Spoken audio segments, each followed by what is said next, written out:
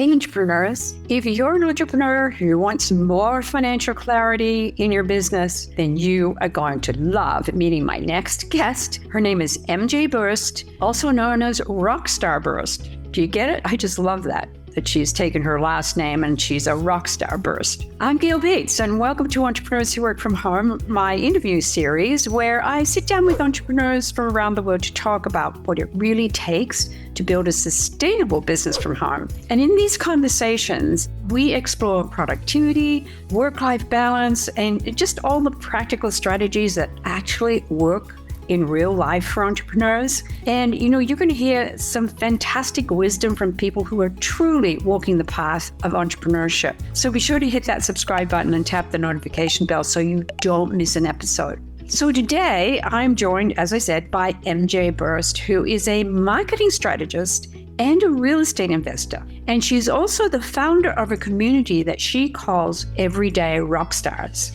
And this community is focused on financial clarity, ownership, and building momentum in your life and business. It's quite an exciting interview because by day, MJ leads event marketing initiatives. She works in freelance content and copywriting and manages real estate investments.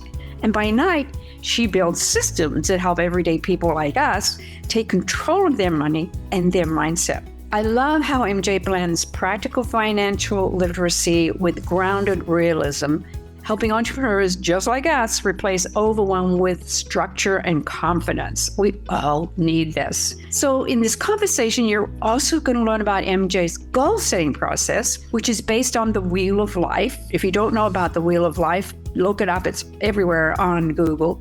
And she shares how she uses her passion planner along with monthly and weekly routines to track her progress. It's really an awesome system. Now, we also talk about something many entrepreneurs overlook, which is the importance of having both a personal budget and a business budget, and why keeping those separate is essential for long-term success. So be sure to pay attention to that. And you're going to hear her thoughtful advice about one of the hardest decisions entrepreneurs face. What is it? When to keep going and when to walk away from a project. Are you relating?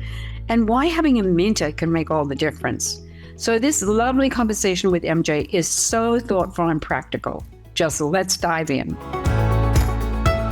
Hey MJ, welcome. Welcome to my series on Entrepreneurs Who Work From Home. I'm so glad you're here. Thank you for having me. I'm very excited to talk to you today.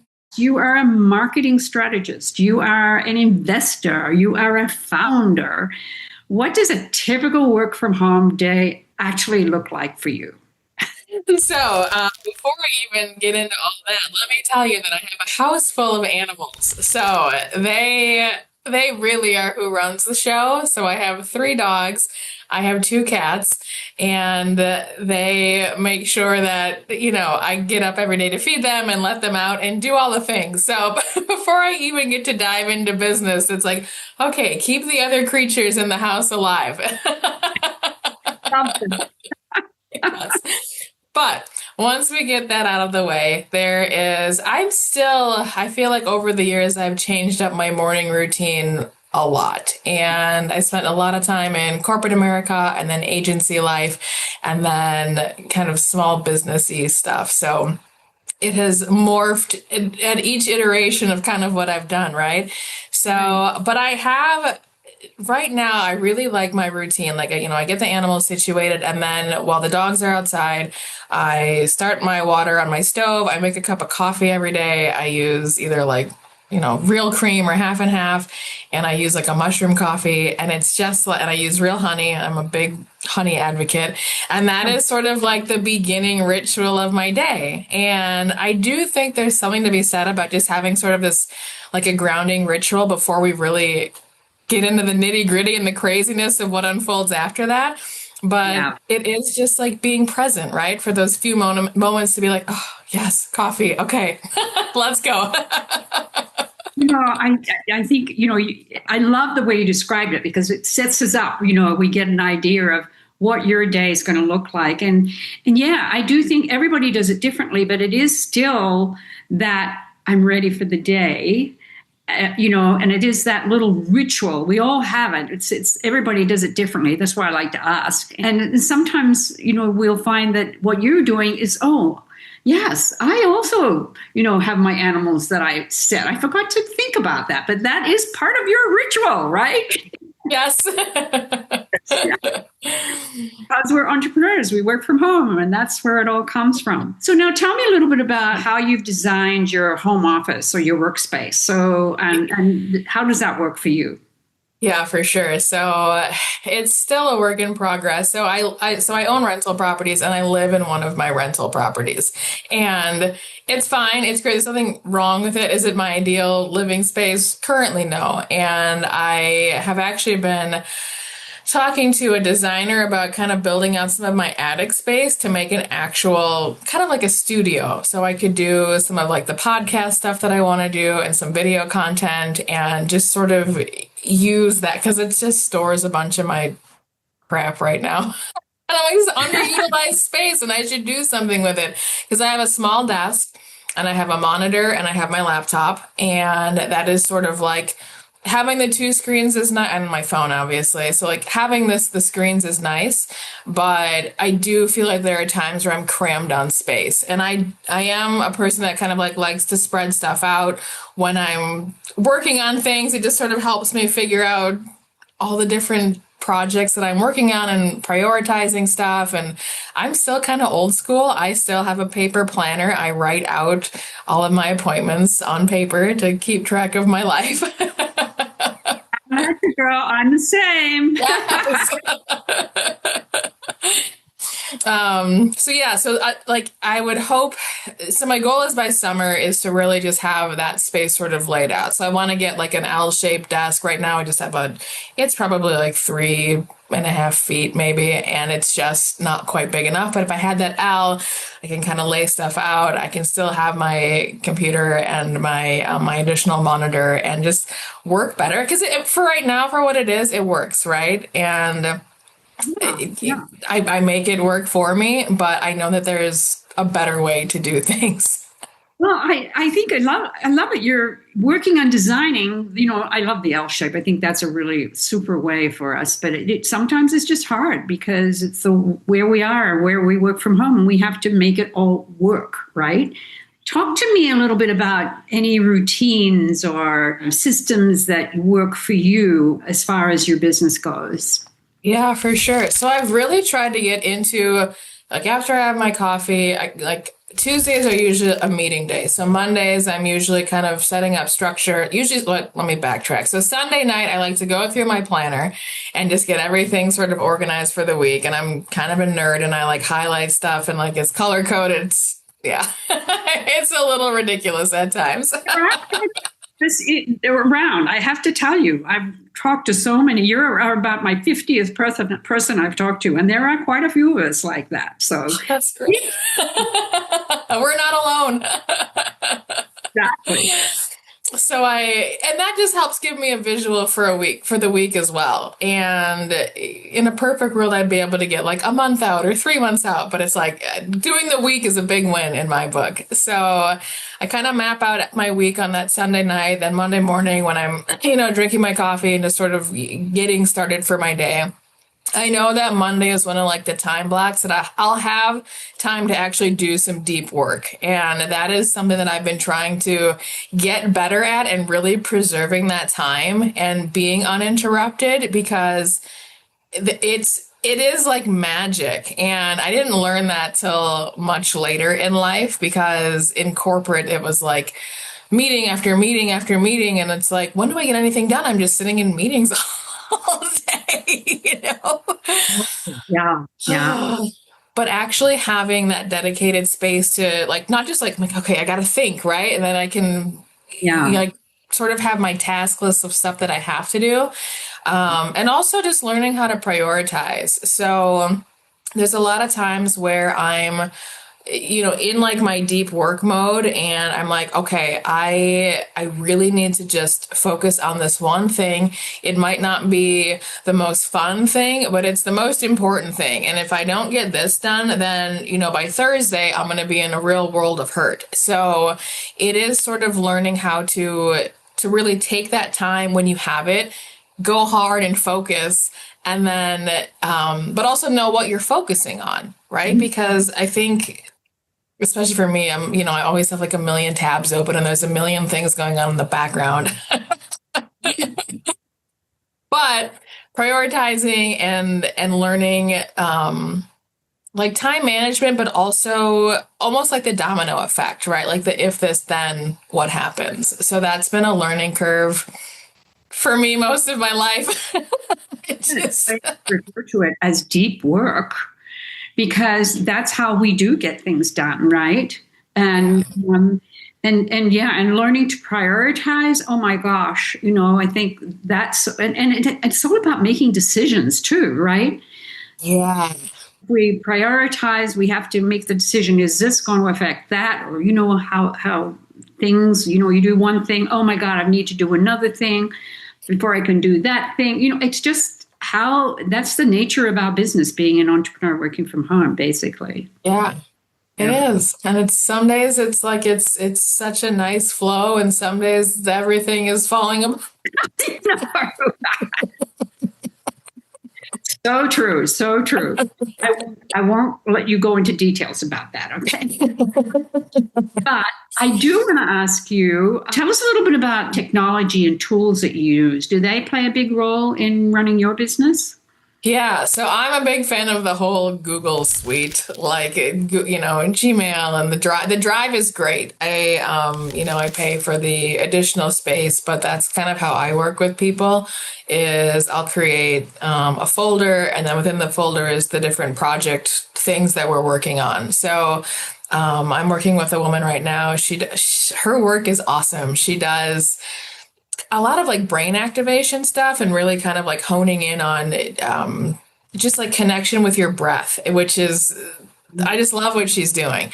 And a lot of what we're doing. So she's a chiropractor by trade.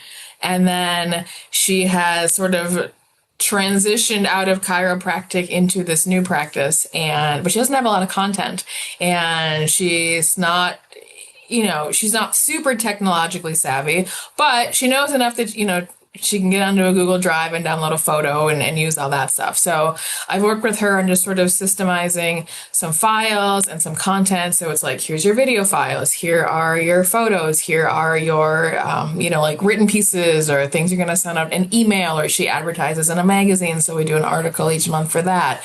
And it's nice for her to sort of have that, in some sort of semblance of order, and she can just pull from it as she sees fit.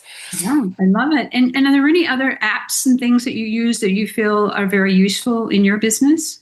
So I also use Trello, and I like that a lot. For years I used Asana. I don't currently use it because I feel like the projects that I manage aren't quite big enough I don't need to be delegating things to other people and doing stuff like that. But I do love Asana. I think it is a great task management system, but Trello is really good too. And I actually use Trello a lot in my personal life. I make different boards and I save things for later, but it's a nice way to just sort of visualize like not only your tasks, but you can drop in links, you can drop in, photos and videos and stuff like that. So it is, and other people can add to it too. So I like that it's collaborative. It's easy to share ideas.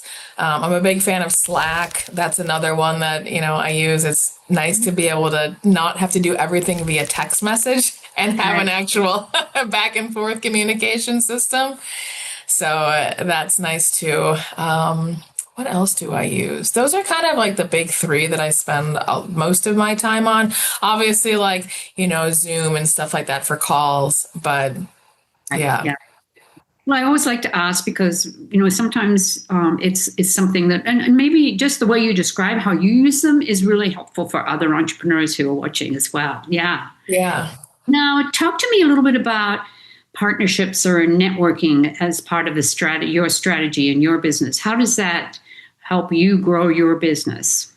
For sure. So it's so funny. So I do real estate investing. I do the marketing thing. Real estate is really kind of where I cut my teeth on just business in general. And I had no idea what I was doing. And I talk about that occasionally on just, my different channels. But it's such a it's like a tight knit community, and it's crazy now because of the internet. It is people buy real estate literally globally at this point, but it's still nice to have these local connections because for the most part, people tend to buy properties in areas near to where they live. Not always, but that's a lot of what goes on.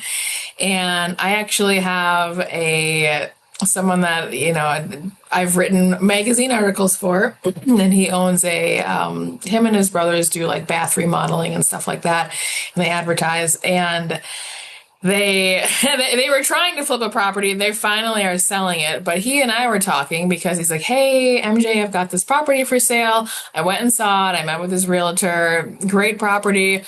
Couldn't really come to terms on a price. I didn't want to lowball him. I wanted him to they put a lot of work in, right? But he thought of me because he knows me. He knows that I do real estate investing, and he, even though our relationship is not real estate based, he knew that I had some rental properties, and it was like, oh yeah, I'll just, cast a wide net and see like who I know in my own network that might need somebody. So you really never know. Someone could be completely unrelated to what you're doing, but they still might have something that benefits you, or at least they keep you top of mind. And I think that's just I want to be the person that people think of, right? Like for whatever it is, like think of me, right? And I think a lot of us, we get such tunnel vision on like, or, stay in your lane, like I got to do this thing. But don't forget, because just because it might not be in your exact wheelhouse, they still might have something that can benefit you. Yeah, that's such great advice. Yeah, we was because it's so important for us to build those relationships. Yeah. Do you belong to any networking groups or? So in Milwaukee we have this is a nationwide thing. There's different chapters, but it's the REIA. It's the Real Estate Investor Association, and there's when I lived in the Twin Cities, there was one in Minnesota, and there's the Milwaukee one. So there's different chapters across the U.S.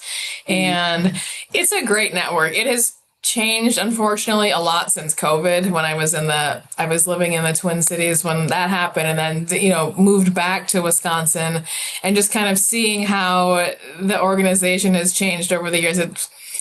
People are used to being online a lot more, for better or worse, right? So it's not quite the same, but we still do a monthly meetup. There are still kind of other offshoots. There's a women's specifically networking group part of that. There's like a young investor association with that. I always tell the guys I'm not young anymore. Like, I love that you want to invite me, but I'm probably past your target demographic.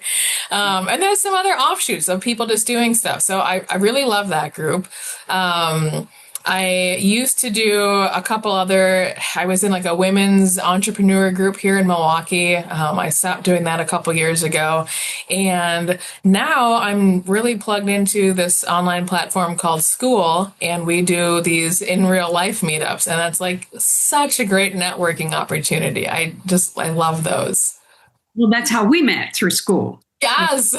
I know. I love School. Yes, it's great. Yeah. And do you have your own school group? I do. Yes. And what is that called? So it is called Everyday Rockstars. And I was specific about the words every day instead of everyday, because every day means ordinary, but we are everyday rock stars, and we show up every day in what we're doing. And the rock star idea is that, okay, so a little backstory on me. So years ago, I was in a band. I went to school on a music scholarship. I had dropped out of school to be in this band. We went really hard. The band did not work out. I dropped out of the band and went back to college and got a business degree. But I told myself, just because I wasn't going to be like your typical rock star, I could still be a rock star in my life. And that's sort of where this idea of everyday rock star came from. And now I try to help other people to also become everyday rock stars. And you can own whatever your version of that is for yourself. That's what I encourage people to do. Well, we will put the link to that in the description below for sure. Okay. So yeah. I love it. Everyday Rockstar. I love that. And so what do you basically have in there? Do you have classes or courses, or tell us a little bit more about what's in your group? Yeah, for sure. So the group is very focused currently on financial literacy. So the long-term goal is it will be more holistic on just like life stuff. But I had my own kind of personal journey through mastering, and I wouldn't even say mastering, but getting significantly better at financial literacy and learning kind of tips and tricks of basic personal finance. And so a lot of what we cover is money. And then another big part that we cover is mindset, because those two things really kind of do go hand in hand. So we've got a budget template that we go through. I have a course called How to Rock Your Finances, and it's a 30-day course that is all the things that I wish we would have learned in school regarding financial literacy at, a high level. It's not, we don't go into the weeds too much, but it is a lot of information that I think is just really beneficial for people to have and to get a grasp on. And it's a fun community. We're all kind of learning together. There's been some big wins. I've had a couple people pay off like large chunks of their credit card debt. I've had people really understand that, like, oh yeah, this money that goes into my Venmo account, I should maybe have a home for that each month instead of just like blowing it on whatever. And just sort of helping people understand that it's okay to tell your dollars where to go and to really have control over that. It's so huge for entrepreneurs. I think, you're doing a great service. It's really, really necessary. So I'm sure, as I said, we'll put a lot of that information in the description below so people can come check it out. Sure. So now let's switch it up a little here and talk to me a little bit about goal setting for you. And what is your approach to goal setting? How do you, set your goals? So I love this. So I actually should have shared this with you. So I have actually I don't know if you'll be able to see it because I have my blur on. But so each year I print out my goal list, and I've got this cool binder, which you can't really see. But inside, and I will show you an old one. This is where I started doing this in 2023. So I will show you this is where it all began. I won't show you my new one, but it is, can I do this? Maybe not. Let me see if I can take my blur off my camera. But essentially, have you ever heard of this thing called it's called the Wheel of Life? Oh, yes. Yes. Yeah. Yes. Definitely. So it is just, okay, so here. So this is my 2023 goals, and I like to keep them because I like to go back and check and see what I actually accomplished, what I didn't accomplish. So this is like 8 pages worth of goals, and I do like an overview of what I did the year before, and then I go through basically there's 8 different spokes on the wheel of life, right? And the idea is that we want to balance all of them, because if we don't, then the wheel goes flat and things go sideways very quickly. I mean, the Wheel of Life is something amazing, and I love that you do it every year and print that out for yourself. And how do you work with that? Is there a monthly check-in, or tell us a little bit more? Yeah. So I have again in my little written planner. I can show you that too. I'll just bring out all the tricks today. So this is the Passion Planner, and I've been using it. I switched probably like about the same time, actually. I think I started doing the goal sheet. And what's cool is at the end of the month, I didn't do my March one yet because I've just been slammed with other stuff. But at the end of each month, there's a spot for a monthly reflection. And what I usually will do is then I will go through kind of what I was working on for that month, and then check out what goals because my goals are mostly for the year. I don't necessarily put like a hard stop on them, but I'll just that's kind of when I do my check-in and be like, oh, am I making progress on this? Oh, I'm like really behind on this one, or maybe I shouldn't have put this on this year's goals. This might be a next year. But it's nice to revisit. Yeah. And do you have any kind of ritual? Like, do you do a weekly? You said you do every Sunday, and is all of this part and parcel of your whole goal setting process? Yeah. And it really is, because it's how do I even describe it? It's like the building blocks for the big thing, right? And sometimes I do feel like I'm reverse engineering stuff. I'm looking at, okay, if I really want to do this, if you don't really want to do X this year, what are the steps that I have to take to be able to achieve this goal? But also there are just times at the beginning of the week where I'm like, okay, like I know I have to do A, B, and C to really move the needle forward, and this is how I'm going to prioritize my time. And these are some of the things that I might not be able to do because I really actually do have to get this done. So that's what I like about this planner is there's so much white space to write on. So I don't feel bad moving stuff around or like just kind of brain dumping my thoughts out. And for me, yeah, it's great. And I love it the way you're describing it because it's so, everybody works differently, but the way this works for you, I do something very similar. That's why I'm going, yeah. But I think it's really important for you to share this with others, and especially I'm sure you share it with your clients and help them with it as well, right? Yeah. Tell me a little bit about your biggest challenges that you face as an entrepreneur. For sure. So I suffer greatly from information overload, and I want to know all the things and I want to do all the things. And there are times when I feel like it's analysis paralysis because I do have to make a decision, but I want to make sure it's the right decision, and I want to make sure I have enough information to make sure it's the right decision. So there are times when I get stuck, and I also feel like I get stuck, it's not necessarily knowing where to start. It's just knowing really kind of like which bucket to focus on. I'm like, okay, like if I do this, like in theory, it should do these things for me. But then sometimes it's like, you're pouring all this energy and time into something, and it's like, okay, do I have to keep grinding and pushing through, or do I need to pivot because this is just a huge time suck and it's not going to go the way that that I thought? Yeah, and so how do you deal with that?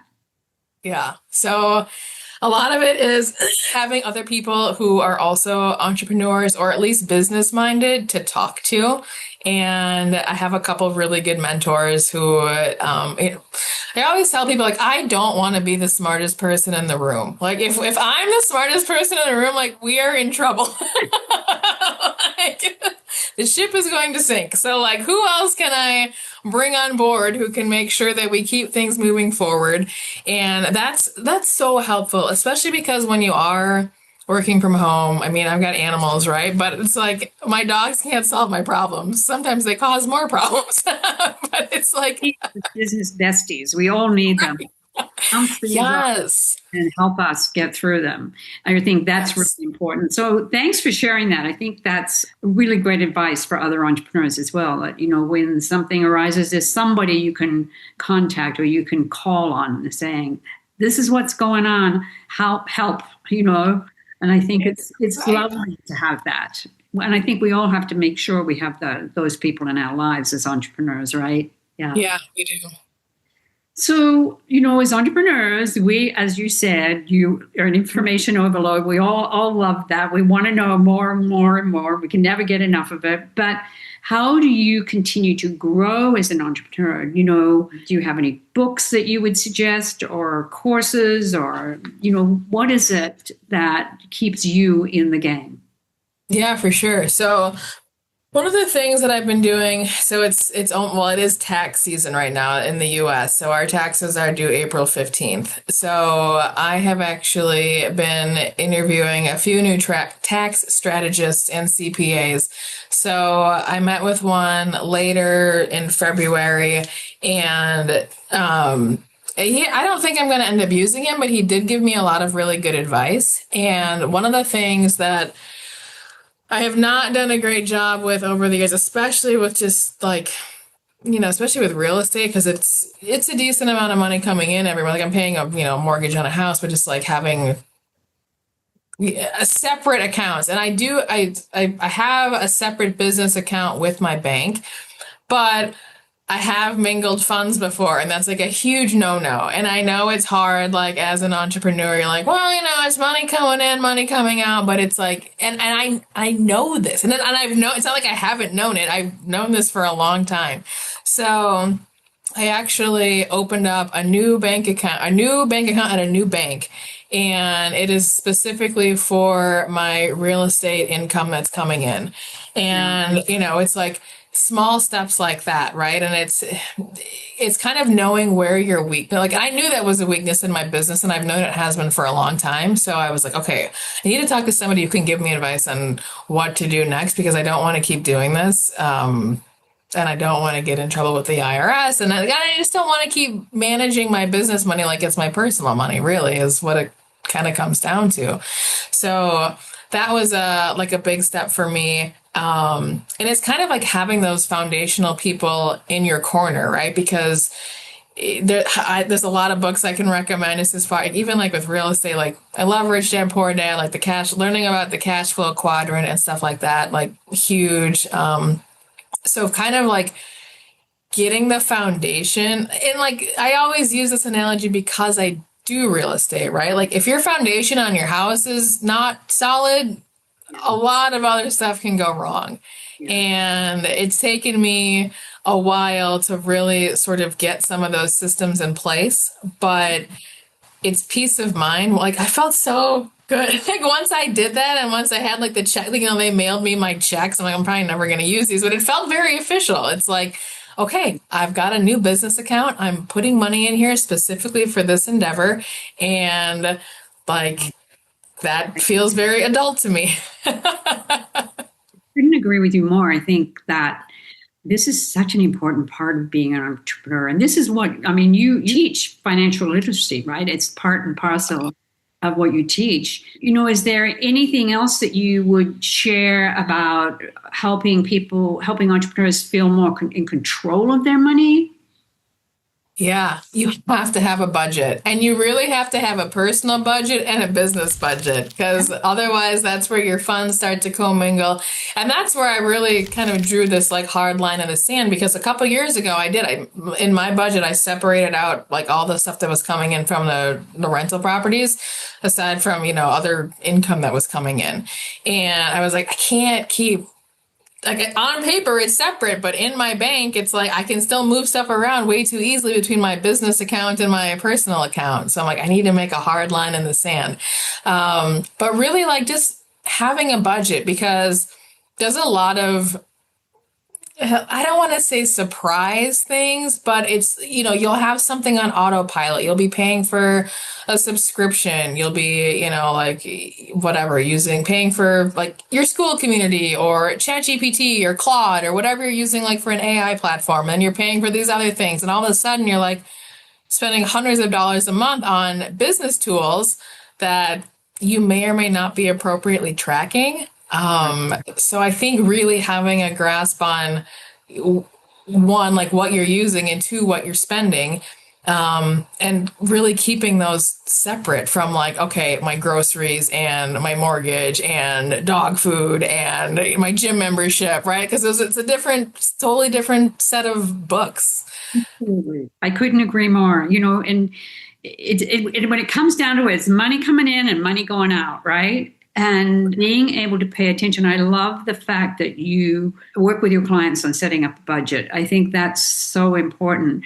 Do you have a specific system that you use with them? Yeah, for sure. So I have basically when I start with people for budgeting, I've got it's just an in-depth sheet of all the different buckets that money could go to. And it covers stuff that not everyone's going to use everything on the list, right? But it's figuring out what's on your list that then we will transfer into a budget itself. So, if you don't have kids, like you're not budgeting for future college funds or, back to school items or things like that. But if you do have kids, you're budgeting for like their clothes and, their extracurriculars and things like that. So it's like, figuring out what on all of these in all of these little buckets really pertain to your life. And that in and of itself, I think gives people a lot of clarity. And not everybody needs to go super in depth. Like I'm my budget is obnoxious. It's kind of broken down to a very granular level, and it's like down to the penny and does all the things. But not everyone needs to have like, okay, I'm going to spend X amount of money on makeup this month, and I'm going to spend X amount on toothpaste. It can just be like, your toiletries, right? It doesn't need to be every single item. Exactly. Exactly. I love that. I think that's so important. And I'm glad you were able to describe that for them so that they get an idea of what would happen when they work with you. So if you had one piece of advice or maybe a key lesson that you'd like to share with other entrepreneurs who work from home, what would that be? Yeah, I think finding a community is huge because just because you're working by yourself doesn't mean you have to do a business alone. And it can be isolating and it can be lonely and it can be confusing and it can be frustrating, but just realize whatever struggles that you're going through, every other entrepreneur has faced as well. Like, I'm a big proponent of this idea that like there's nothing new under the sun.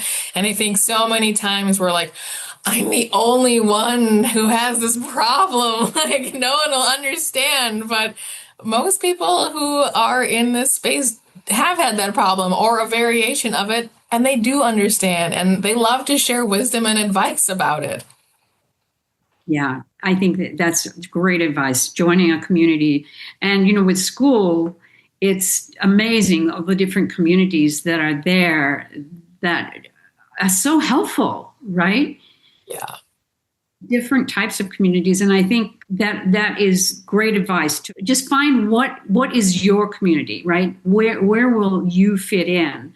And in today's world, being online, it's possible to find that because it's out there. I mean, I live in Hawaii and I connected with you and we never would have connected, but if it hadn't been for the community that we met each other in, right? And I think that is such great advice. So thank you for sharing that. Yeah. Okay, now share with our viewers more about your business, who you serve, where people can connect with you, all the courses that you offer. We'll be putting all of that in the description below as well. So share with us.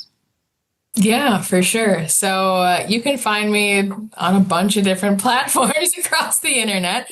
I hang out a lot on School. It's probably my favorite. I'm also on Facebook, YouTube, LinkedIn, and Substack. I'm a big fan of writing. So if you like to read, I've got a lot of different content spanning everything from kind of real estate investing to budgeting to just some fun personal stories. I recently, actually last night, I live right by Lake Michigan in Milwaukee, and it was a full moon, and I actually went for a dip in the lake, and it was like 36 degrees outside, and I, dipped in the water. So I'll write about stuff like that too, just to, show that I'm still human.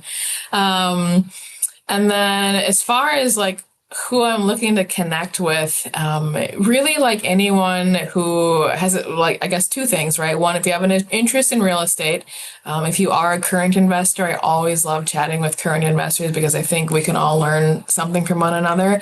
Or if you're interested in learning basic real estate investing, that is something that I offer. I have a course that's called How to Rock Your Real Estate, and it is basically the 4 pillars of real estate investing that we cover with you. And the goal is to have you be able to purchase a house within 6 months. So it is a lot of nitty gritty details and, just pitfalls to be aware of, but also some structures and systems you can put in place before you even purchase your first rental property. So that one's a lot of fun.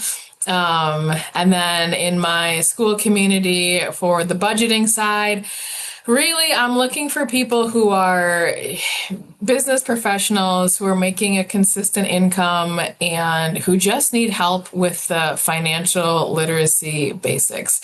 That they weren't taught budgeting. They don't really have a grasp on money coming in and money coming out each month.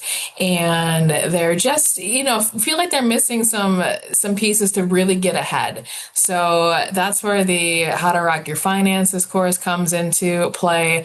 I do one-on-one coaching. I do some group coaching. The community itself is super supportive. It's a lot of good people who share wins and ask questions. And there's no shame and no judgment. We weren't taught this stuff. So Right. it's important that we finally get a chance to learn it and talk about it, right?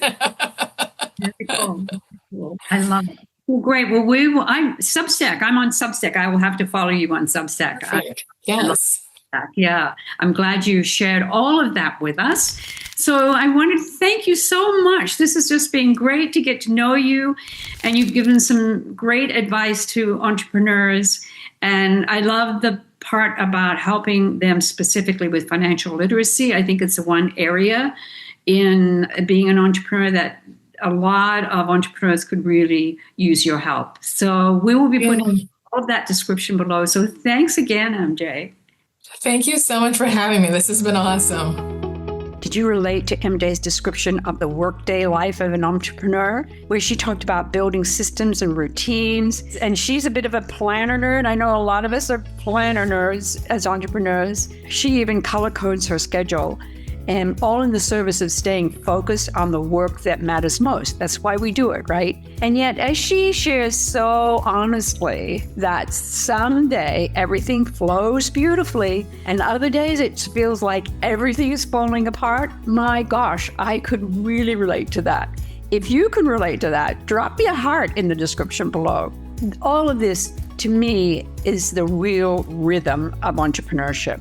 And one of the most important takeaways that I got from our conversation was MJ's reminder to find your community. Now, when you surround yourself with other like-minded entrepreneurs, you realize you're not alone. We all face challenges and frustrations and moments of uncertainty, but we can also learn a great deal from one another. If MJ's perspective resonated with you, be sure to check out her community called Everyday Rockstars, where she helps entrepreneurs build financial confidence, where you're going to learn about budgeting and you're going to learn how to take control of your finances. So important for entrepreneurs, right? You can find all of her links in the description below. If you enjoyed this conversation, be sure to like, subscribe, and share the video with another entrepreneur, maybe your biz bestie who's looking for financial help and needs that clarity in their business. So thanks for being here, and I'll see you on the next video.